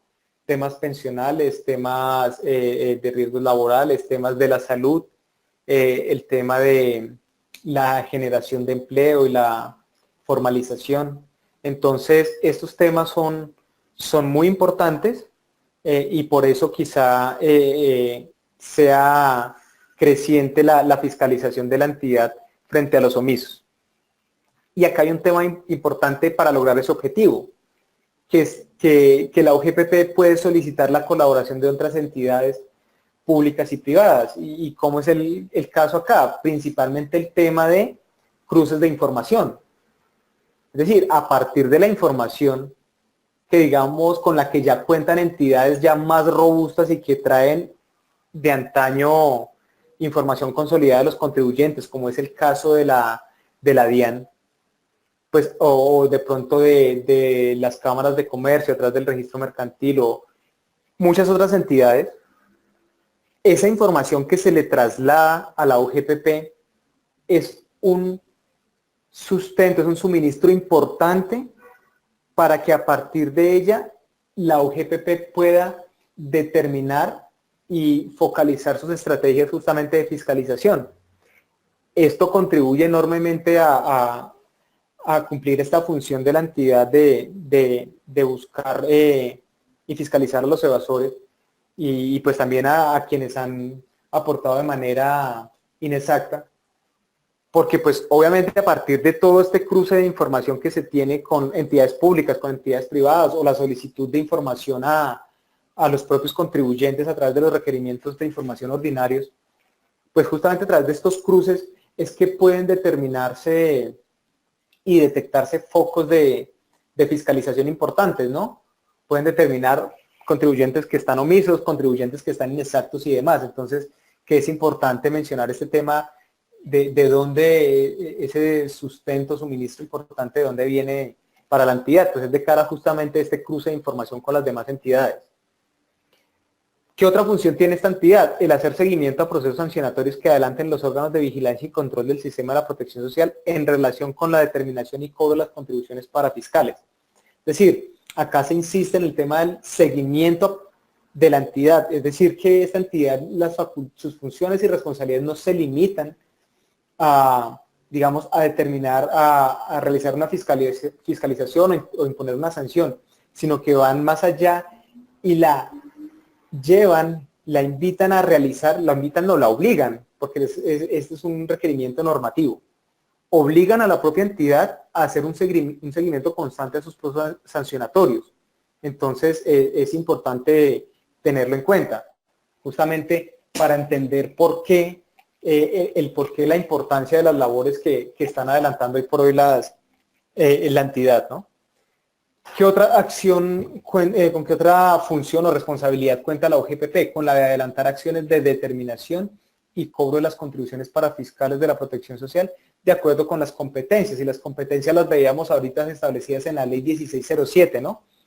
¿Con qué competencias se le otorgó a la UGPP para estos propósitos, ¿no? Entonces, pues una función importantísima en ese sentido y que para el caso de nuestro estudio y de nuestras sesiones va a ser muy importante, es justamente esta que nos detenemos un momento a analizar, y es el caso de la de adelantar las acciones de determinación y cobro de las contribuciones parafiscales. Entonces, lo primero es el tema de la determinación, a partir de los cruces de información que recién mencionábamos, a partir de las fiscalizaciones propias, que como veíamos pueden realizarse a través de la inspección, en los términos de una inspección tributaria, por ejemplo, a partir de los requerimientos de información y demás. Entonces, la entidad realiza todas estas acciones de determinación de los aportes, determinación de la debida liquidación, del debido determinación del ingreso base de cotización de aportes.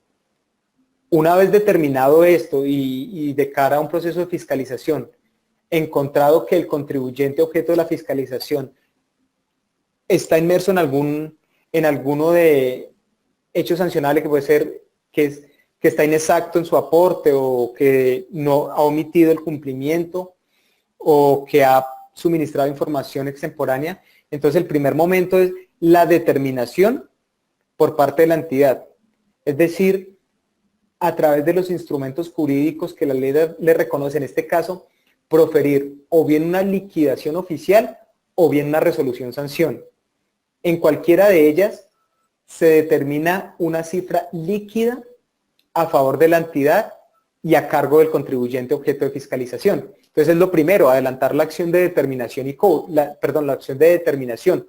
Una vez adelantada esa acción de determinación y exista este documento mediante el cual haya una obligación líquida a favor de la entidad, esa misma entidad puede continuar con el siguiente paso. ¿Y cuál es? El cobro de las contribuciones para el cobro de esas contribuciones que ya ha determinado. Es decir, una vez ya tienen los documentos, los actos administrativos a través del cual señala que el contribuyente es deudor por el tema de las contribuciones, la propia entidad, como mencionaba ahorita, a partir del proceso de cobro coactivo, es decir, siendo ella acreedora de esa obligación, se convierte en juez y fungiendo como juez realiza todas las actividades propias del proceso de cobro coactivo. ¿Y cuáles son esas actividades propias del proceso de cobro coactivo? Pues básicamente de solicitar a través de un proceso de ejecución al deudor que le pague los dineros determinados en los actos administrativos. ¿Y qué elementos coercitivos va a utilizar en este proceso de cobro? El primordial es el decreto de medidas cautelares, que básicamente se nota en decretar el embargo de cuentas bancarias, por ejemplo, de cuentas bancarias del contribuyente. Es decir, que una vez determinó la entidad que el contribuyente objeto de fiscalización le debe un dinero, entonces a partir de ahí la entidad realiza el proceso de cobro. Y para el proceso de cobro, lo primero que la entidad realiza es expedir el mandamiento de pago y ordenar el decreto de unas medidas cautelares, que básicamente es el congelamiento de cuentas a través del embargo o también el embargo de otros bienes de la entidad, bienes muebles o inmuebles. Entonces, fíjense que siendo ella acreedora de la obligación, funge como juez e imparte instrucciones como juez, entonces informa a las entidades financieras, por ejemplo, en las cuales el contribuyente tenga las cuentas bancarias y le ordena embargar los dineros que se tengan en ellas, le informa a la Oficina de Registro de Instrumentos Públicos, por ejemplo, y le ordena inscribir un embargo sobre un inmueble que sea propiedad del contribuyente y que va a respaldar la obligación que pretende saldar con ocasión a ese proceso. Contribuyente, naturalmente, dentro del proceso de cobro también podrá ejercer su derecho de defensa presentando las excepciones al mandamiento que a bien tenga. Y pues, digamos, si no tiene una excepción válida que le permita a la entidad concluir que no es válido el cobro que está adelantando, pues sencillamente la entidad continúa con el proceso, llegando al remate de los bienes ya embargados. Es decir, ya rematando bien las cuentas que fueron congeladas o bien los muebles e inmuebles que fueron objetos de embargo. Es por eso importante detenernos en esta función que tiene la entidad. Es obligación de ella adelantar tanto la determinación de las contribuciones como el cobro que se deriva de esa función. Otra de las funciones, sancionar a los empleadores por incumplimientos establecidos en la ley 100 del 93. Esta ley que ustedes recordarán y sabrán regula el tema de la seguridad social en Colombia, salud y pensiones. Entonces, tiene la entidad la facultad de sancionar a los empleadores que están incumpliendo estas disposiciones de la ley 100 del 93. Importante también porque pues son responsabilidades que se derivan para el empleador en el cumplimiento en el marco de esta norma, y entonces a partir de ellas la UGPP tiene la obligación de verificar que los empleadores están cumpliendo en debida forma estas normas. Realizar además el seguimiento y control sobre acciones de determinación y cobro persuasivo y recaudo que deben realizar las administradoras de riesgos laborales. Mencionábamos ahorita, las administradoras continúan con la facultad de revisar y fiscalizar los aportes que ellas administran, pero la UGPP tiene un poder preferente en estas fiscalizaciones. Ahora, en caso que una administradora realice el cobro sobre dineros que ella administra, pues la función de la UGPP en este caso, el rol de ella se va a centrar en hacer seguimiento a esas acciones que realicen las administradoras de riesgos. Entonces fíjense que en este caso, la administradora sería la acreedora de la obligación, el contribuyente sería el deudor, y la administradora, siendo acreedora, vale el mismo comentario realizado recientemente, cambia su rol de acreedora para convertirse en juez y adelantar el proceso de cobro coactivo. Perdón. En este caso, la UGPP funge como una entidad que vigila y le hace seguimiento al procedimiento que adelanta la administradora. Entonces también es importante tenerlo en cuenta y consideración. También funciones, por ejemplo, la de realizar estimaciones de evasión. Esto, digamos, en línea con los reportes trimestrales que tiene que pasar el Consejo Directivo para realizar las directrices de las que hemos hablado, que señala este Consejo. Para ello, naturalmente, pues puede ejercer sus amplias facultades, la de solicitar información y demás. Una función que es bien importante de la UGPP y que pues realiza de manera constante y que esperamos continúe realizando de manera permanente, es el tema de la promoción para la comprensión de los aportantes y de las demás entidades del sistema de la protección social, de todas las reglas, derechos y deberes que rigen el sistema en lo que se refiere a las contribuciones. Esto es una función muy importante de la entidad, es decir, tiene que la entidad la obligación de hacer esa cultura de la comprensión de lo importante que es este sistema, y una vez hecho eso, el tema de comprender las reglas de juego en las que el contribuyente y la propia entidad se van a realizar, porque muchas veces, como mencionaba hace unos momentos, el tema de la inconsistencia en la liquidación de los aportes deviene es por el desconocimiento o la aplicación indebida o la interpretación indebida de una norma, no necesariamente por un error voluntario, por un tema premeditado del contribuyente. Entonces, sí es una obligación de la entidad realizar seminarios constantes, visitas constantes, campañas de socialización de manera constante en la que se pueda concienciar las personas sobre la importancia del tema de los aportes y sobre todo las reglas de juego, que sean las reglas de juego claras.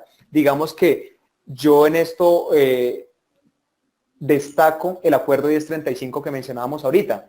Considero que ese acuerdo que expidió la entidad justamente lo hizo en cumplimiento de esta obligación, porque a través de ese acuerdo justamente lo que está haciendo es una promoción para la adecuada comprensión de las reglas, derechos y deberes que rigen el sistema.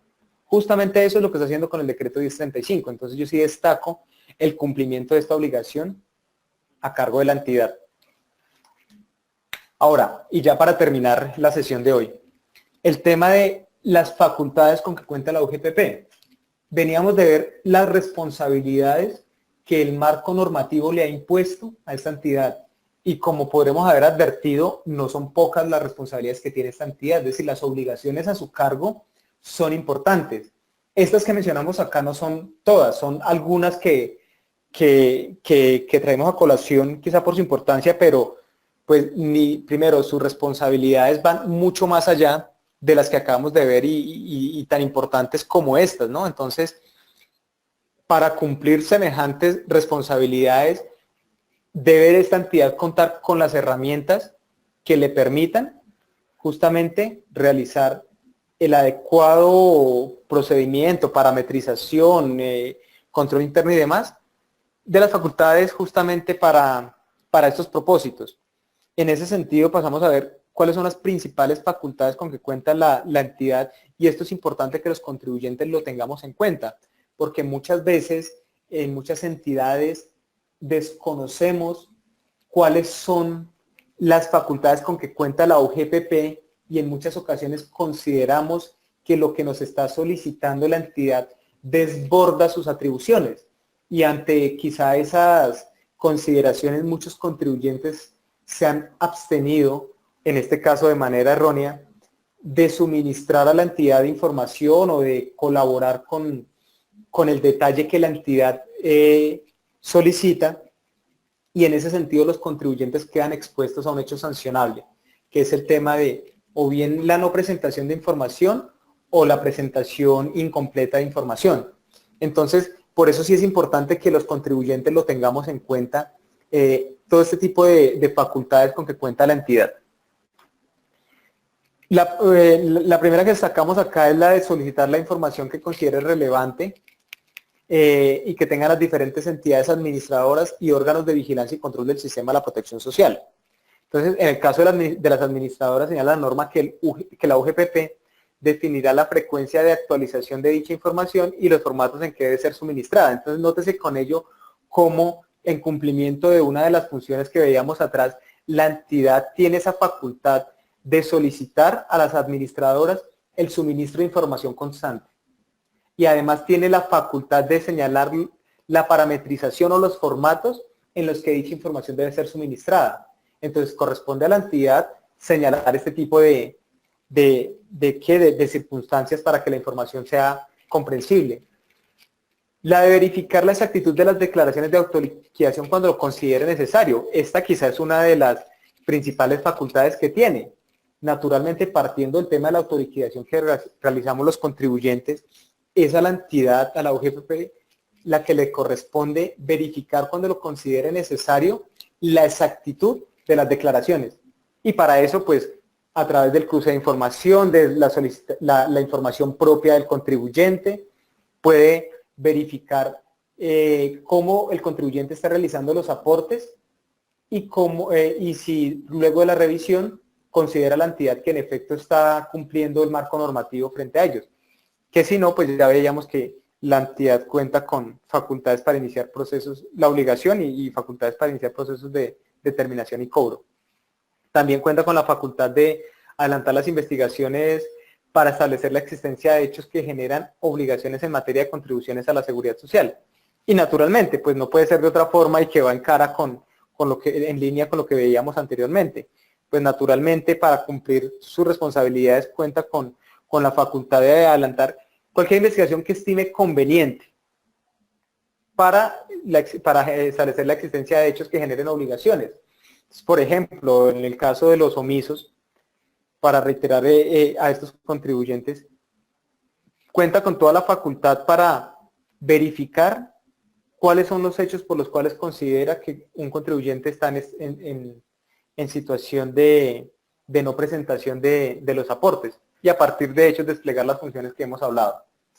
Puede solicitar la entidad de los aportantes afiliados o beneficiarios del sistema explicaciones sobre inconsistencias en la información relativa a sus obligaciones en materia de contribuciones parafiscales. Colocaba el ejemplo ahorita de aquellas personas naturales que siendo contribuyentes, que siendo declarantes del impuesto sobre la renta, no hacen por concepto de ingresos, no hacen los aportes al sistema de seguridad social. Entonces, esa es una de las situaciones que podrían dar lugar a que la entidad realice la solicitud de los aportantes de las explicaciones de inconsistencias. Inconsistencias también en el sentido, por ejemplo, de que un contribuyente realizando los aportes no los hizo sobre la totalidad de los ingresos. Por ejemplo, se presenta mucho esta situación en los contratistas independientes, quienes tenemos ingresos de diversas fuentes y quizá cuando realizamos la liquidación de nuestros aportes a través de la planilla integrada de la liquidación, la pila, digamos que no involucramos la totalidad de los ingresos. Quizá a veces dejamos por fuera, puede ser de manera involuntaria, ingresos que se han recibido durante un periodo. Entonces, ante esa situación que, repito, es muy frecuente en el caso de los contratistas independientes porque se tiene la concepción errada que la obligación se termina o se limita cuando el contratista realiza aportes sobre cualquier valor. Y quizás eso no es así. Las normas son claras en el sentido de indicar que en el caso de los contratistas independientes, el ingreso base de liquidación de aportes se determina a partir de la totalidad de los ingresos que ha obtenido. Entonces digamos que frente a ellos aplica el ejemplo de que la facultad de la entidad va en el sentido de solicitar las explicaciones del por qué se han declarado con inconsistencias esos aportes. También dentro de las facultades se encuentran la solicitud de aportes a los aportantes afiliados o beneficiarios del sistema, la presentación de documentos justamente relacionados con el cumplimiento de sus obligaciones. los cuales consideren necesario. ¿Qué tipo de documentos puede solicitar? Pues la entidad puede solicitar digamos, si es un contratista independiente, puede solicitar los contratos que haya firmado, puede solicitar a las empresas el tema de los balances, liquidación de nómina, los auxiliares. Es decir, cualquier información, cualquier documento que la entidad considere que tenga información pertinente que le permita determinar la correcta liquidación de los aportes y de las cuales pueda extraer una información más precisa para esos efectos. Por ejemplo, las liquidaciones de los trabajadores, es decir, a partir de esos documentos a través del cual se formaliza el retiro de un trabajador, cuando se hace la liquidación de esos trabajadores, esos documentos son constantemente solicitados por la entidad porque naturalmente a partir de ahí se generan muchas veces inconsistencias en la interpretación y en la determinación de los aportes. Para esto valga decir que dentro de las facultades puede la entidad solicitar testimonios del propio contribuyente o de terceros, solicitar informes también para efectos de verificar la realidad de la operación o de las operaciones que está adelantando en la investigación. Puede ordenar a los aportantes cuando estén obligados a llevar contabilidad la exhibición y examen parcial de los libros, comprobantes y documentos. En este caso, tengan en cuenta que si bien existe reserva frente a determinada información de los comerciantes y demás, esa reserva encuentra límite en las actividades de fiscalización que realizan o bien las entidades tributarias o bien las entidades encargadas de determinar los aportes, en este caso como la UGPP. Entonces, en este caso tiene la facultad de solicitar la exhibición de los libros de contabilidad del contribuyente. Y la exhibición puede ser total o parcial, así como los comprobantes, todos estos comprobantes que los documentos de orden interno o externo que el decreto 2649 del 93 señala en el marco de la contabilidad, ¿no? Todos estos documentos naturalmente puede la entidad tener acceso a los mismos y solicitarlos en información al contribuyente. La inspección, y esto en línea con lo que mencionábamos frente a lo establecido en el decreto 1035, que la entidad puede realizar la inspección tributaria en los mismos términos que los realizara la autoridad impositiva. La inspección en los mismos términos. Recopilar todas las pruebas que sustenten la omisión o la inexacta liquidación de las contribuciones. Efectuar cruces de información. Con esto lo hemos reiterado ya a lo largo de esta sesión por lo importante que es. A partir de efectuar esos cruces de información es que la entidad puede obtener información para solicitarle a los contribuyentes que corrijan o que realicen los aportes que no se han realizado. Efectuar subsidiariamente las labores de determinación y cobro disuasivo. Recordemos que tiene una capacidad preferente frente a las administradoras. También tiene las facultades de coordinación y seguimiento a procesos de determinación y cobro con base en información que le remitan las administradoras y efectuar labores de seguimiento a procesos como veíamos anteriormente, a los procesos sancionatorios particularmente. Y efectuar, y esto lo cito, así lo señala la norma, efectuar todas las diligencias necesarias para verificar la adecuada y completa y oportuna liquidación y pago de las contribuciones. Todas las diligencias que consideren necesarias. Entonces, fíjense que las facultades de fiscalización con las que cuenta la UGPP son muy amplias y en atención a ello pues debemos atenderlas, ¿no? Ya para terminar y contextualizar lo que será la sesión de mañana, recordar que los siguientes son los subsistemas que fiscaliza la UGPP. El tema de salud, pensiones y riesgos laborales, el SENA, el ICBF y las cajas de compensación familiar. Así que por hoy les agradezco la atención a todos los participantes y quedo entonces a su disposición para las dudas que puedan tener. Felipe, muchísimas gracias por la sesión de hoy. En efecto, vamos a dar inicio a la ronda de preguntas. Les recuerdo, para interactuar con Felipe lo pueden hacer a través del micrófono, eso lo hacen levantando la manito de color verde que aparece en el panel en la parte superior derecha de la pantalla, o pueden formular sus preguntas y comentarios a través del chat. Antes de iniciar con la ronda de preguntas, vamos a hacer lo que de hoy en adelante va a ser nuestra acostumbrada encuesta para conocer sus apreciaciones con respecto a la sesión. Para contestar, solo deben dar clic a una de las opciones en pantalla. La pregunta es, ¿se desarrolló con claridad la sesión de hoy? ¿Se desarrolló con claridad la sesión de hoy? Para contestar, solo deben dar clic a una de las opciones en pantalla. Les recuerdo que para nosotros es muy importante que realicen el sondeo, pues es la manera en que evaluamos a los conferencistas. Asimismo, nuestros dos hashtags, numeral de la mano de Unipymes para compartir información, numeral evaluando al experto para ampliar este sondeo y tener una mejor devolución para Felipe en este caso. De esta manera cerramos el sondeo. Si todo está claro, por favor a través del chat también háganoslo saber. Iniciamos con pregunta de Joana Milena Díaz. Toda persona independiente, si tiene un contrato de prestación de servicios o una contratación por suministros, ¿tiene que realizar el aporte a seguridad social por el 40% del valor del contrato? En la medida en que se trate de un contrato de prestación de servicios, Joana, en efecto, el ingreso base de cotización será el 40% del ingreso. Gracias, Felipe. Le abro el micrófono a Edgar Armando Guerrero. Edgar, muy buenas noches, bienvenido. Buenas noches. Felipe, ¿sí me escucha? Sí, señor, perfectamente, Edgar, adelante. Bueno, Felipe, tengo una duda en algunos apartes y he podido hacer una investigación en cuanto a los requerimientos que hace la UGPP. Quería mirar qué periodos está solicitando. Hasta donde tenía entendido me decían que estaba sujeto a la prescripción de derechos laborales. ¿Qué tan cierto es eso? Vale, digamos que para contextualizar el tema de la prescripción de derechos laborales según la normativa laboral es de 3 años, ¿de acuerdo? Entonces, digamos que si bien existe esa prescripción para efectos de los derechos propios del trabajador, lo cierto es que la norma es muy clara en el sentido de que las facultades de fiscalización por propia disposición legislativa, como lo veíamos en la ley 1607, es de 5 años. Entonces, que el marco de referencia que utiliza la UGPP es el de los 5 años, porque fue el propio legislador quien le otorgó ese término. Digamos que el de los 3 años laborales es únicamente para los derechos del trabajador, de la persona individualmente considerada. Y este de los 5 años es para la entidad propiamente dicha. Ya, perfecto. Muchísimas gracias. Con gusto, Edgar. Felipe, muchísimas gracias y a Edgar también por la intervención. Pregunta Liliana Mesa Cantillo. Cuando una empresa ha sido requerida por la UGPP, ¿cuánto tiempo tiene la UGPP para dar respuesta de si aprueba o no lo respondido por la empresa en el requerimiento?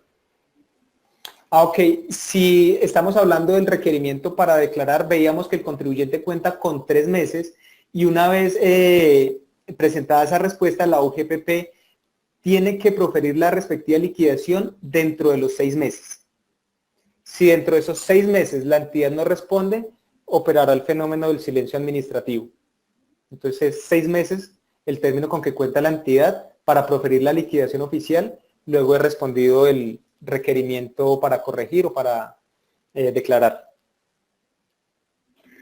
Felipe, muchísimas gracias por responder las dudas del auditorio. Infortunadamente por cuestiones de tiempo debemos cerrar la transmisión. Sin embargo, para las preguntas que quedaron por contestar, tienen en pantalla el correo de Felipe. Allí van a poder dirigirse a él durante todo el taller. Felipe, no sé si queda algo por decir antes de cerrar la transmisión. Además del agradecimiento a todos los participantes, que en efecto pues estoy muy atento a las dudas que puedan surgir y pues que trataremos de absolverlas en el menor tiempo posible. Entonces, muchísimas gracias y mañana nos veremos entonces, nos escucharemos en este caso. Felipe, nuevamente y en nombre de la comunidad empresarial latina Unipymes expresamos nuestro agradecimiento. A ustedes, señoras y señores, les damos las gracias por su permanencia de atención durante la sesión de hoy. Mañana, 7 de abril, continuamos con la sesión Errores frecuentes en los aportes a la seguridad social con el experto Felipe Páez. Unipymes, la comunidad empresarial latina, les desea que tengan una feliz noche. Hasta mañana. Hasta mañana, muchas gracias.